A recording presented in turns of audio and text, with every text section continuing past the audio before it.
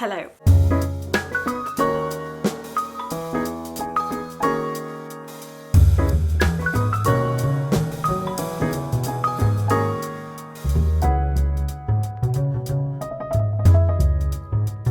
I'm gonna get 24 hours up on my phone and I'm gonna read for 24 hours.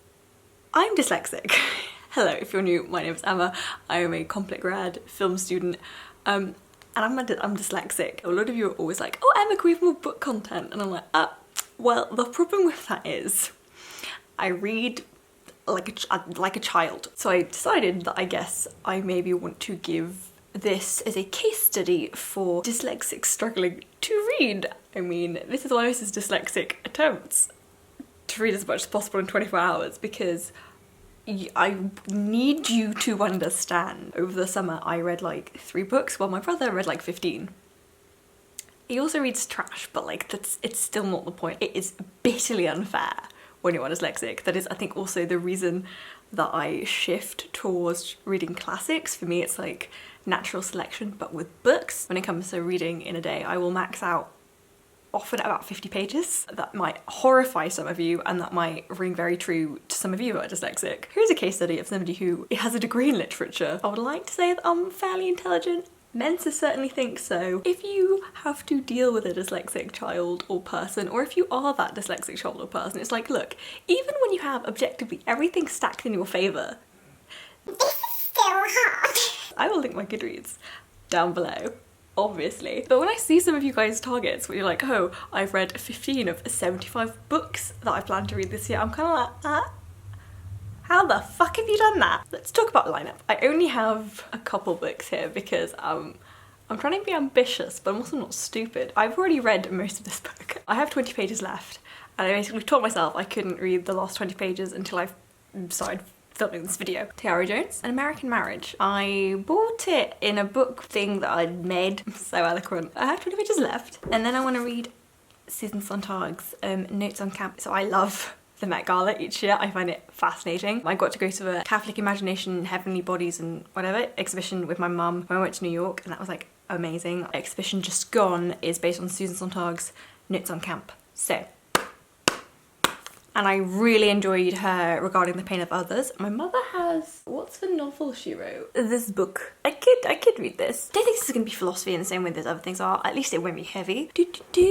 we're gonna read, you know what we're gonna read? We're gonna read some Sappho. She's short, it's Fragments. And I've also read half of Justine, which is the Marquise of Sade, who I wrote my dissertation on. Not this book, I wrote my dissertation on Juliet, her sister. Sade isn't someone that like, I'm ever gonna like recommend and be like, everybody needs to read Sade. I'm like, he's just a fascinating fucking like person. Not in a good way. He's just fascinating because he's an insane person. Just when it comes to like sex and like extremes, Sade represents the most extreme version of something. If you talk about like libertinism or like sadism, if you have that shift up to the extreme, there are still some things here which are alright. In Juliet, the book that I did half my dissertation on, the other book is Roxanne. You can actually read my dissertation if you want to. It's on my website. This, I have to say though, I did read most of it really quickly. 300 pages. It took me ages to get to page 20. But then from page 20 it took me like 3 days to get to pretty much the end of it. How fast you read is obviously like reflected in what you're reading and like how hard it is for your brain to just be like, what the fuck did I just read? If you're dyslexic and you want to motivate yourself to read more, every single time I pick up a book, first of all I write my name and stuff here and like when I bought the book. Hello, annotation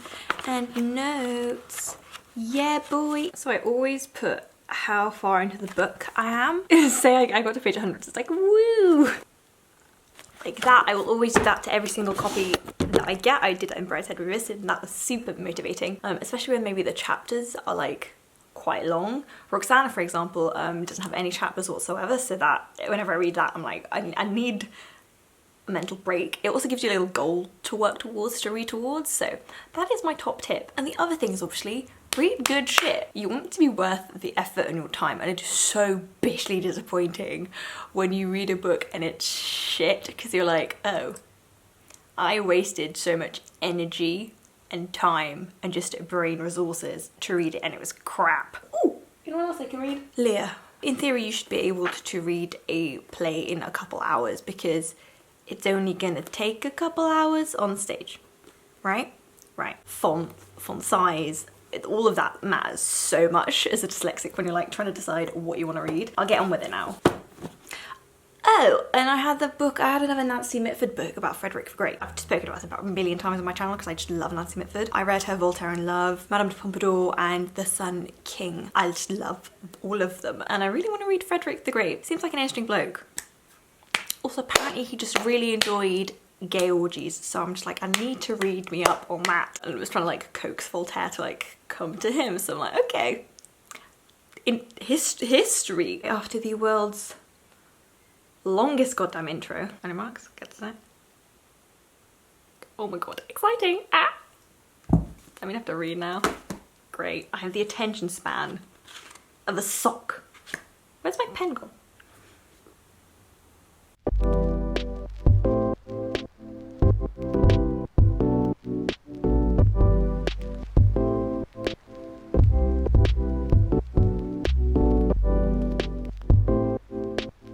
It's an hour and 15 minutes later, plus a little bit of extra time, but I stopped my clock. But do you not just need time to just sort of lie there and just sort of reflect? Who the hell can like finish it, toss the book away and pick up another book? I can't, I'm not that person. Sometimes you just read something and I just need to stare into space for like 5 minutes while I like contemplate and just quantify what the fuck I just read, which I seem to do like every other page, so it takes me a while. I'll give you my notes on this in a bit. I'm being summoned to fit in it anyway. I've read for an hour and a quarter and I read 28 pages, and this was kind of like easy. I haven't read anything like this. I'll be back in a bit.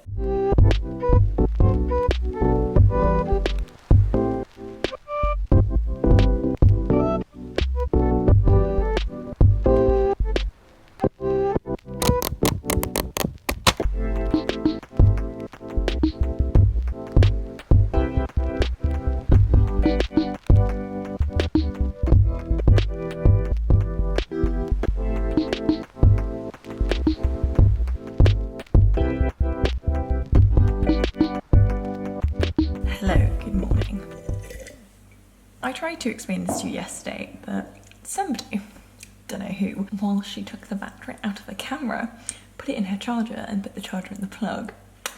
She may have forgotten to turn the plug on, so my camera didn't charge. So I couldn't tell you. I finished this and I started reading this. I enjoyed this. Took me a while to get into it, I think I said. I thought that if I told myself I couldn't read the last 20 pages of this book, that it would inspire me to do this video quickly. It didn't. It actually took me a week. I guess that does speak to how much this book drew me in. I gave it 3 out of 5 on Goodreads. Without giving too much like spoilers, it's a couple who like recently married. He then gets accused of a crime he did not commit, and then what happens during his incarceration, and then when he is released, and then the dynamic between their relationship and like how, like, do you move on? Can you move on? Should you move on? Huge overtones of guilt and duty. The book is obviously hugely built on race. I don't know if you guys watch Eve Cornwell. She did like a video reviewing Kim Kardashian's Justice Project, and apparently one of the statistics is that 1 in 3 black men in America will get incarcerated, like end up in prison.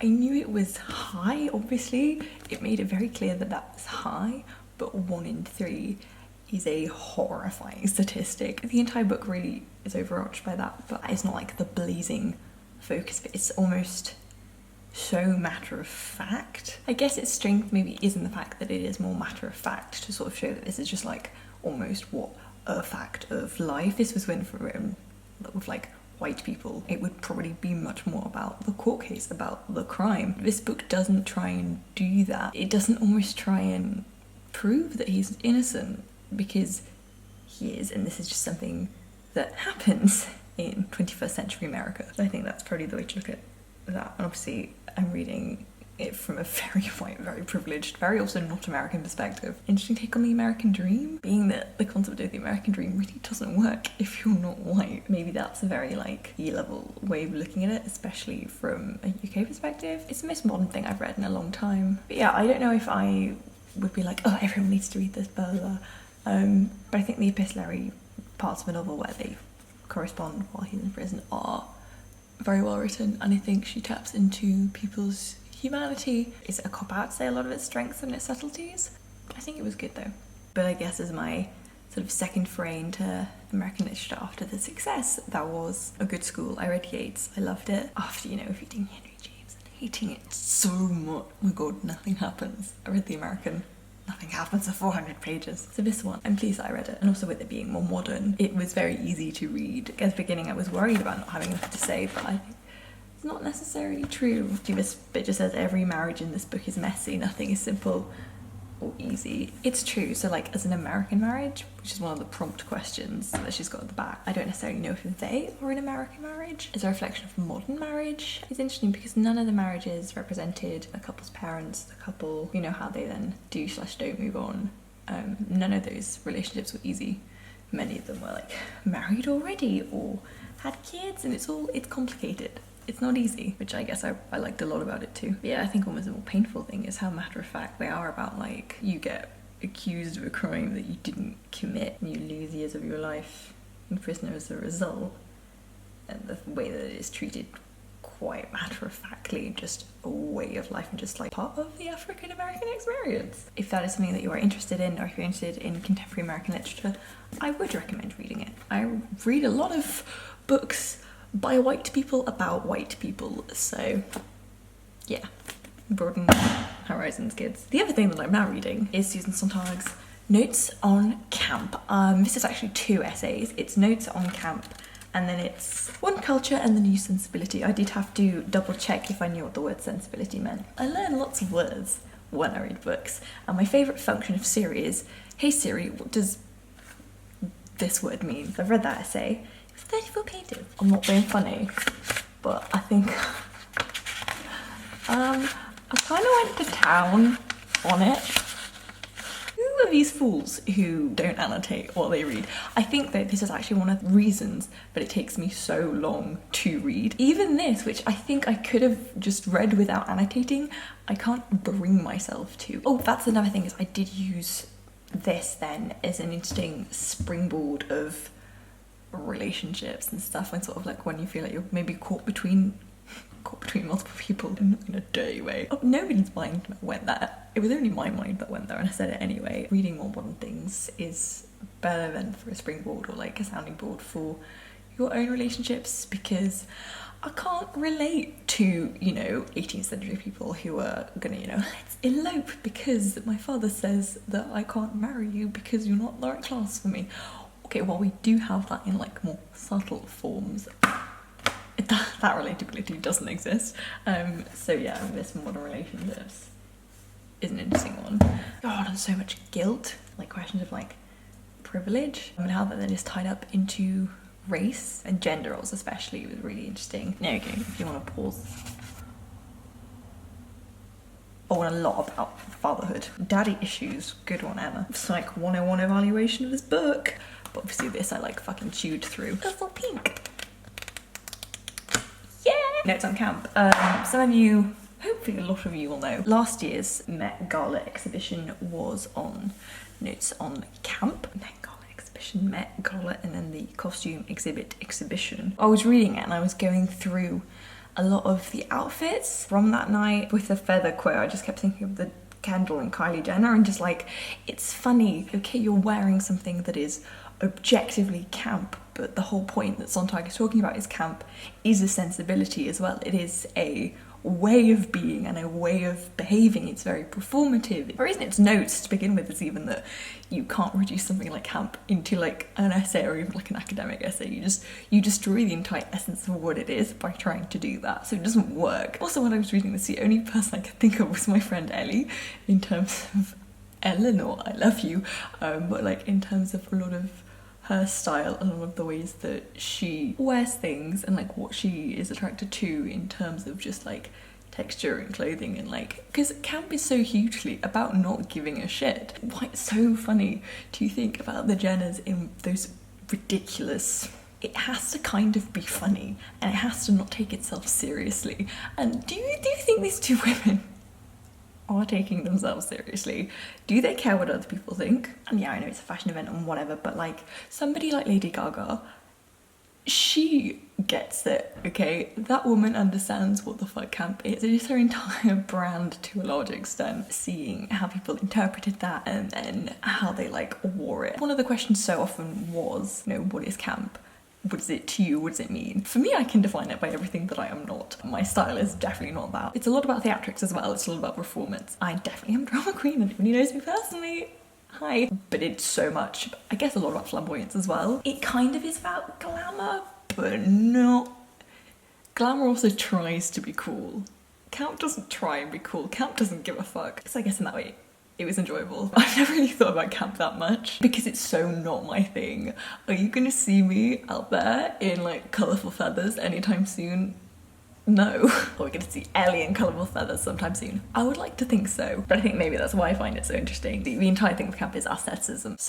Most of you won't know what I initially wanted to do was actually fashion journalism. I don't know how many of you used to watch Ugly Betty, but I wanted to be Wilhelmina Slater. Vanessa Williams to just start off with, but like I wanted to be her as just the villain. I was just like, oh, yes. I think I defined my style a couple times as classic, which you can synonymise with boring, but I like classic. That's my vibe. Definitely not camp. It's a fun read, and also that's the whole point of it. It's not serious, because I have read Sontag when she's been serious. I read Regarding the Pain of Others. That was about like how you photograph other people's pain and suffering. So it's nice to read something a little bit more lighthearted. Susan Sontag was Annie Leibowitz's lover, well, or close personal friend. People don't seem to know, but that's fascinating. The next bit is One Culture and the New Sensibility. You read Sontag and you know she's such a well-educated woman. I just feel really like smug when I manage to like keep up with some of the references. I'm like, haha. But it's just an interesting discussion about like high and low culture. I don't know, how do I explain this? It's like, you should be able to appreciate both, and loving one does not mean or like discount or like invalidate your love of the other. I would like to think we would all want to be people who can and should and be able to appreciate both. One of the arguments she makes is like, if you spend your entire life chasing like high culture and trying to be as like, you know, that as possible, where's the fun in that? What is the enjoyment of that? Like, okay, sure, what are you looking for? Some kind of like external validation from someone to go like, oh yeah, you're so smart and so cool because you like Plato? Come on, just get a girl who can do both memes. Like, that's what you want to do. Come on. Complex humans. Woo. I don't know what this is, but I'm assuming this is some campy voguing thing. And then obviously how like camp is very much rooted hugely in like the gay community, and if you think about drag a lot, like that is, if you like try and compare like camp and drag, like how the crossover is like huge. She does argue that camp is not entirely like an LGBTQ plus aesthetic. She just says homosexuals. These are the people who like bring it to life. What is a word for that? Somebody tell me. I guess in a way then they perform that aesthetic and that just way of being. Let's read the rest of this because I only have 20 pages of that. I've technically only read for 4 hours already the next day. This vlog is going to span over a couple of days. Bear with.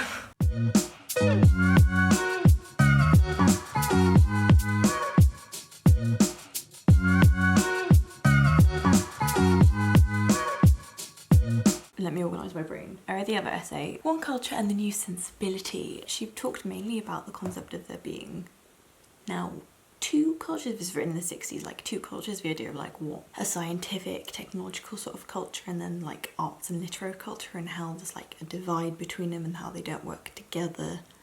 But then like, is this true? Does this work? Where are the boundaries? Especially a concept of like boundaries between high and low culture, effectively like individual versus like mass produced art. I didn't find that essay as engaging or interesting. I think that's why it took me so much longer as well, because I was like, I'm not excited by this as much in the same way. I just like Sontag in general. That wasn't as fun, but it was still interesting. I gave this 4 stars on Goodreads. It was worth the £1 I spent on it. So now we're gonna go read Sappho.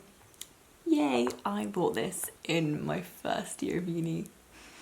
I'm now doing my MA. I can't believe it's taken me this long to read. They do once in a while find a new fragment, bops about and comes up. Sappho poems, fragments. The thing with this, as I kind of said with the Lear, is It's a lot of paratext. This is actually only the fragments, and then even those are on like every other page, because there's like a little bit of explanation on every other page. So really, it's only about that much. So I generally, when it comes to things like paratext is obviously everything around the text.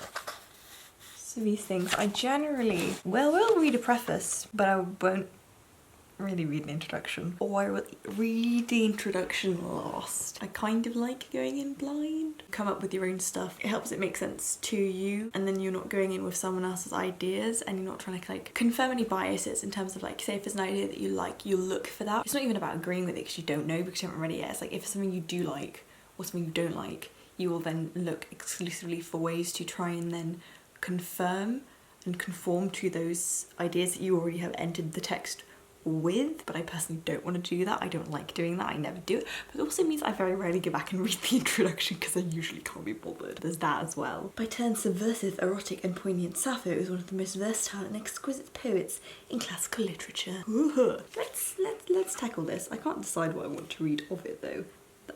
Not of it. I should read of it, but that's not for this video. Considering my term doesn't start until August, I have time to read shit, I suppose.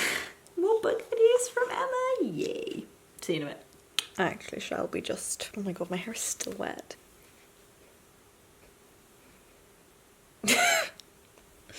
Oh, there it is. Oh, there it is. Yeah. It's still wet. Bloody hell. I'm gonna go... Oh, fuck. Oh no, oh, we've really gone full Medusa, haven't we? So nice to know the classics theme continues. Christ. Gonna go read in the sun.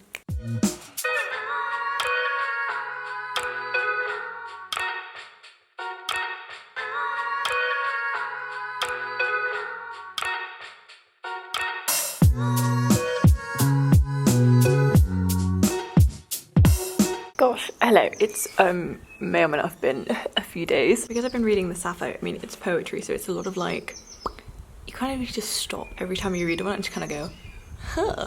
So I'm gonna put this down for now. I have read a huge chunk of it, but like mentally I'm spent. So I'm now gonna read this for a few hours. Most of you should know this if you watched any of my book videos before, but I love Nancy Mitford. I'm actually on the market hunt for a good biography on her and her sisters. There's a couple that I've been eyeing up. I don't know which is like the better one. So if you guys have any recommendations for the Mitford sisters, please let me know. But yeah, let's go read about Fredrick the Great and Prussia. I'm actually quite curious because it's also like the last one in her like history sort of little series, so I'm like, huh. And I just like the way she writes. It's like gossip. It's just like court gossip. We have nice weather, we have a hat, and we have SPF 50. Oh, I also have an idea where I would quite like to do a 24-hour readathon. I know, I'm literally failing. This is why this is an attempt. I will do this like properly at another point, but just here at home, like I have no structure. I can do this so much better in London when I'm in charge of everything. And I would love to do one where I actually just read your recommendations. I feel like I'll ask this on like Instagram or Twitter closer to the time that I want to do it, but do leave me like any book recommendations like that you'd like to see me do in a video like that down below. I don't know if it's an Emma thing or if it's a dyslexic thing, but you just get mentally so much more like spent if you read for the same amount of time. You only got through less, and that's like taxing as it is. So I'm just like, you can be as smart as you like.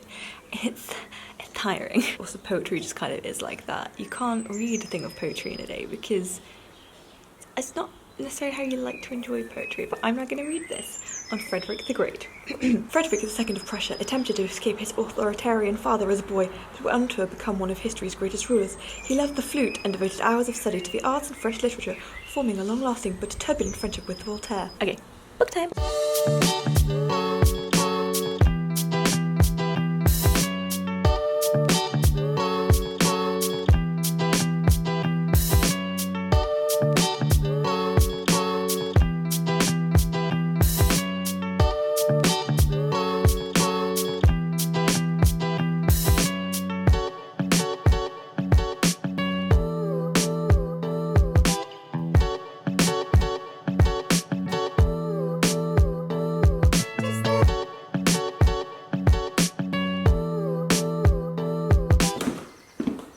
Oh, hello. But is this just a picture or is it a time lapse? You've just fundamentally got no idea what I do you? This morning we had a really interesting discussion.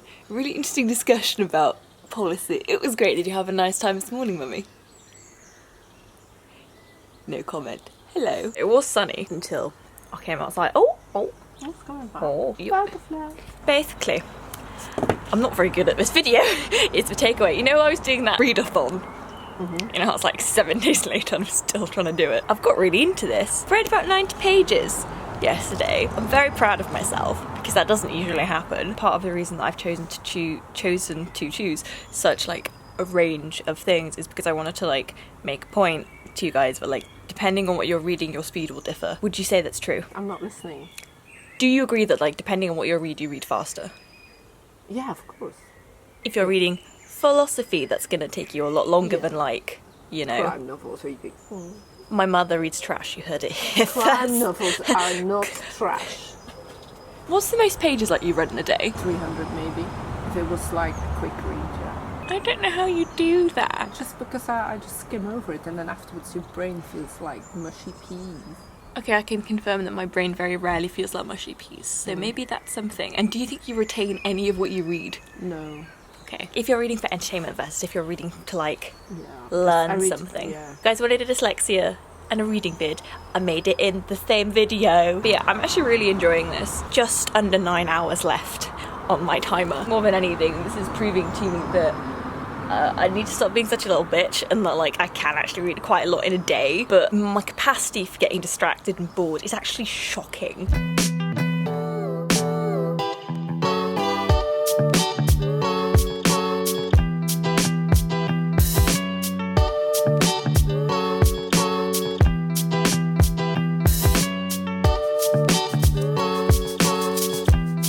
Louis reads trash. Tell us about the trash you're reading now, Louis. It's about, I've still got no idea what it's about. Is that because it's trash? Yeah. It's awful, isn't it?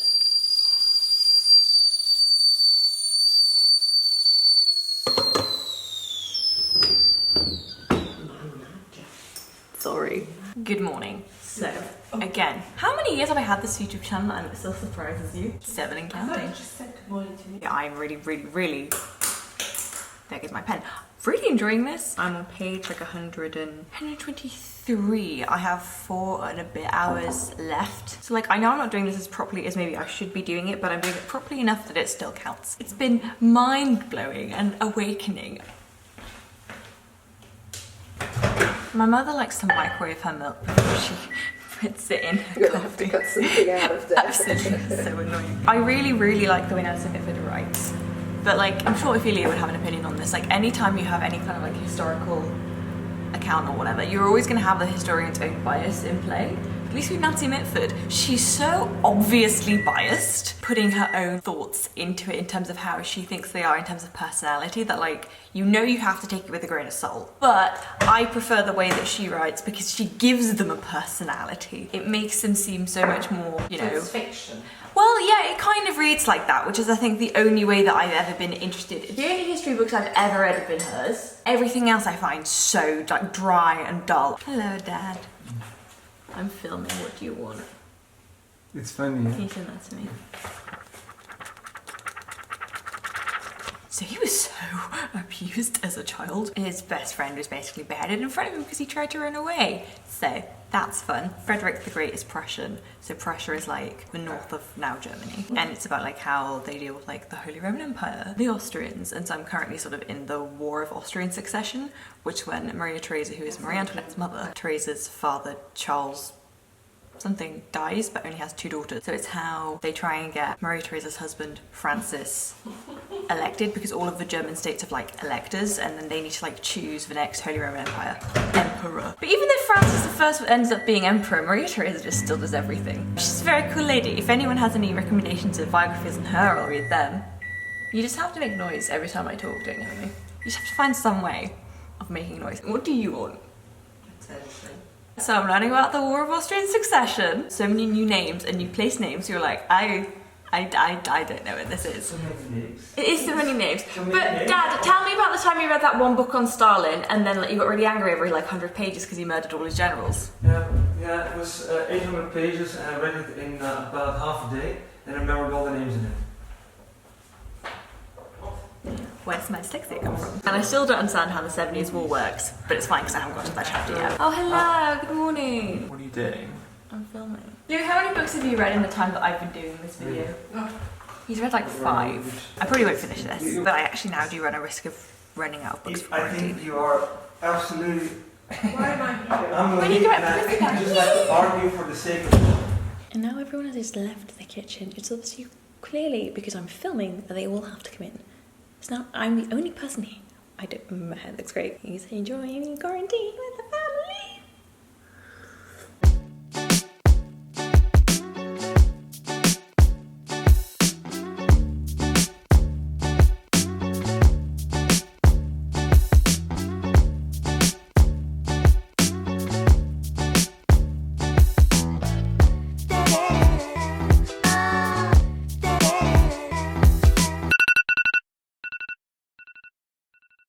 24 hours is up. Hello. Do you want to say hello?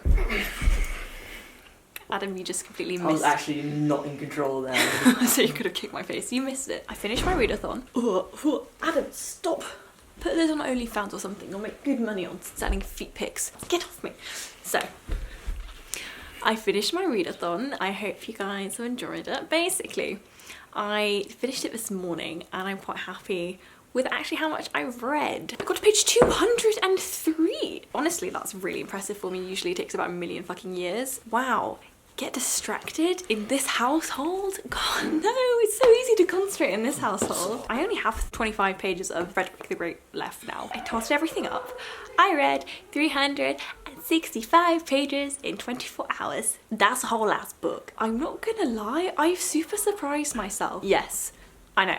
I cheated. I technically didn't cover one single 24-hour period, but I did do the 24 hours because I wanted to know how much I could possibly read in that time. That's about 15 pages per hour. So yeah, I can't impress you with like 7 million books I've read, but I can tell you that I really liked Nancy Mitford. What I've read of it so far, I've got a few pages left. But what I've enjoyed of Nancy Mitford's final biography, I really want to dive into some of her fiction because that's what she's most known for actually. But I'm really quite enjoying Fredrick the Great. I feel like I'm occasionally missing the bit of like what makes him the great. I know he's great at reforming, law reforms, and I'm going to shut the door, all of the stuff with the War of Austrian Succession and then the 7 Years War, which I feel like I do now understand. It's like the first proper world war because they fought it French and English in America and then the English and French in India under the East India Company and then the French East India Company in Europe, obviously, and how like the French and the Prussians were allies, and then the Austrians and the Saxons? I can't remember. And then the, like, you know, swapped allies on each other. English, sorry, the Austrians and the English. But also I never really understood how Germany worked before. I feel like my mind has learnt things. My capacity for info retention is shockingly bad. That's why I really like Mitford, because she gives the people she writes on a personality. If you love the 18th century, if you want to dabble a bit more in history, but you just do not want to read like boring shit, read Mitford. I know that Napoleon fanboyed about Fredrick the Great. A lot of people seem to fanboy over Fredrick the Great, including Peter III, which did not end well for him. Catherine the Great is a fucking interesting monarch. Actually, so is Maria Theresa. I just had so much power and they did so much of the woman powering, and my brain has turned into a noodle, so nothing I'm saying is coherent. I did an entire dissertation on women in power. I just think it's great. But I just find the bits where Mitford is describing battles quite difficult because the generals always seem to die and then there's always like new places that they're going to fight in. And like, I need a map. I need to see this on a map. So I did search a few good videos about the 7 Years War and whatnot on YouTube. But I like Fredrick the Great. He seems like an interesting character, and apparently they would call him Old Fritz. The like level of like military like fanboy sort of obsessive hero kind of stuff is really, really interesting. And it's just so funny that like people think like fangirls are like such a hysterical like female thing, where I'm like, fanboys is historically documented is fanboying, but like, you know. Anyway, and the other thing is I did promise I'd talk to you about Sappho. I've read quite a lot of her fragments now. I think I've read half of the fragments that are in this edition. I like poetry. But again, poetry is something that you don't necessarily want to like sit down and read in one go. So my brain was very much like, I'd read one and then just like lie there for a bit going, you want time to process it. I regret reading the Rupi Kaur books, the Milk and Honey one. I've got that. I like it. I really think it's good. but I regret because I like read it a couple sittings, whole at me, she's dyslexic. I feel like it's the kind of thing you need to put by your bedside table and then read one before you go to bed each night. If you want an easy, light way, reading poetry, reading Sappho. I like Sappho, I like the sapphic side to it. We like celebrations of love and, you know, the different kinds of love as the Greeks, or like agape and whatever it's. I need to research this because I need to know properly, like the agape and eros and different kinds, which I don't know very well, as you can definitely tell. But I recommend it. I do. If you like Ruby Because and Milk and Honey, you will definitely like Sappho's Fragments. Isn't that a bit of 21st century advertising? Oh, and on the YouTubes and the social, no way. Read it. You will not be disappointed. It's like those little fragments of your soul and of people's soul and of the transcendence of certain human emotions and feelings. Particularly obviously love, and love in its different forms. And then why Greek, the different sort of concepts of love is that the fact there's different concepts of love are still concepts that we use now, because human emotions don't seem to change that much. And also in terms of humans and evolution, a couple thousand years really isn't much. There are some more primal things that allows us then to relate over millennia with others. That's nice. She said a coherent sentence. But I recommend it, I really do. That's again one of the reasons that I think you should read classics. And like I said in my live stream, I don't think that there should be any gatekeeping in terms of like, oh, if you read classics or if you read Greek, that's super pretentious or that it's pointless because we can't relate to it now. The ancient world is for everyone. It's not just for you pretentious toffs. And you also don't need to study it to enjoy it. You probably will enjoy it more if you don't study it. Many people end up presenting things they have forced to study, and that goes across the board. And it doesn't matter if you're really, really privileged and fell out of the vagina reading Homer. Just it's for everyone. And also people who are forced to read it generally end up fucking hating anyway. Yeah, there was beef in the conflict group chat, which very entertaining. But yeah, I know I cheated, and I will do this properly at some point. And I also got new headphones, which I'm super duper excited about. Editing Emma is super duper excited, I can tell. They're noise cancelling, so my mother is less of a distraction than she usually is.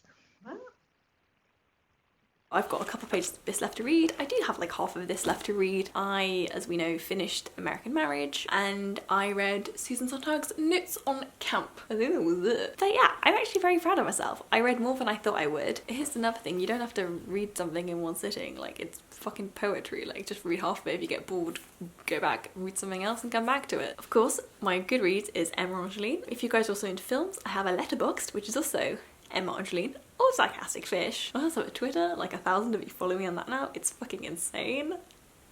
That's that. If you guys have read any of these books, let me know how you found them. I've enjoyed all of them, but arguably American Marriage was the easiest thing to read. It was just obviously fiction and contemporary fiction. What you read makes a difference, and please spare a thought for your dyslexic friends, because it's just so much energy for the same return. Which is then my philosophy for reading classics. Why would I waste my time on trash, which my brother reads? Because there's no point. The energy I put in, I do not get out in enjoyment and brain expanding. So I just don't see it as an investment of my time. There we go. Those are my thoughts. Let me know yours. Like, subscribe, and all the jazz. And I will see you guys very, very soon. Bye. I say very soon. I don't, like, it's lockdown. Shit's different. I'll see you guys whenever. Hopefully soon. Bye.